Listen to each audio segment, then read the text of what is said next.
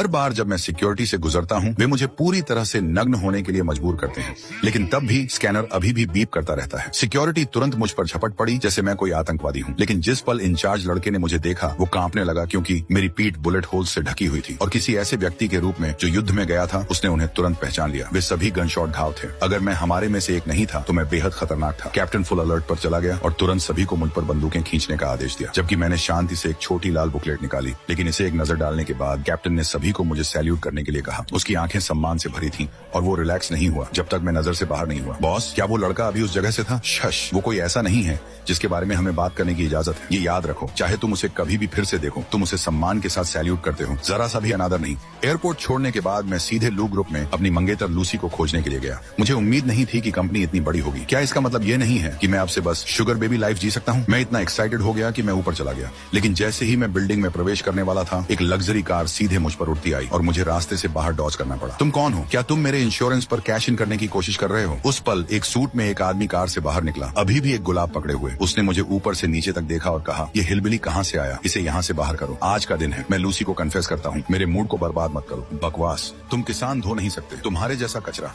मैं ऐसे लोगों को देखते ही मारता हूँ। मजेदार बात है, तुम्हारे जैसे बिगड़े हुए अमीर ब्रैड्स, मैं उन्हें भी देखते ही मारता हूँ। तुमने वास्तव में मुझे मारा। मेरे पापा रॉबर्ट हैं, ईस्ट सिटी के सबसे अमीर आदमी। तुम्हें क्या लगता है कि मुझे परवाह है कि तुम्हारे पापा कौन है? इसे पकड़ो, उसके पैर तोड़ो। जैसे ही उसने कहा, टॉम के चारों ओर बॉडीगार्ड्स मुझ पर लपके, लेकिन मैं बिल्कुल पैनिक नहीं हुआ। मैंने शांति से हर एक को इतनी तेजी से गिराया कि टॉम रिएक्ट भी नहीं कर सका। मेरे पापा ईस्ट सिटी के सबसे अमीर आदमी हैं। अगर तुम मुझे छूते हो तो वो तुम्हें कभी नहीं छोड़ेंगे। मैं किसी भी समय तुम्हारे पापा का इंतजार करूंगा। हेल, अपने दादाजी को भी ले आओ। रुको, मैं मुड़ा और मुझे एहसास हुआ कि जो दिखाई दी वो मेरी मंगेतर लूसी थी। हे लूसी, ये लड़का तुम्हारी बिल्डिंग के बाहर परेशानी पैदा कर रहा था। मैं बस उसे एक सबक सिखाने वाला था। मिस्टर टॉम, मैंने आपको पहले ही बताया कि मुझे आप पसंद नहीं हैं। कृपया यहाँ फिर से मत आइए। तो तुम्हें मेरे परिवार का निवेश नहीं चाहिए? मैं निवेश के बारे में सोचूंगी, लेकिन मुझे तुम्हें जाने की जरूरत है। अभी तुमने उसे सुना? उसने तुम्हें खो जाने के लिए कहा। ठीक है, तुम्हें इसका अफसोस होगा। आज मेरी मदद करने के लिए धन्यवाद। चलो हमारे रिश्ते के साथ। क्या यह दिया गया नहीं था? हाँ, क्या मैं तुम्हें जानता हूँ लूसी? मैं तुम्हारा पति हूँ। क्या? हेलो सर, मेरा नाम जैक है। जैक, चिंता मत करो, तुम्हारे दादाजी और मैं बहुत पीछे जाते हैं। ये सगाई बिल्कुल खड़ी है।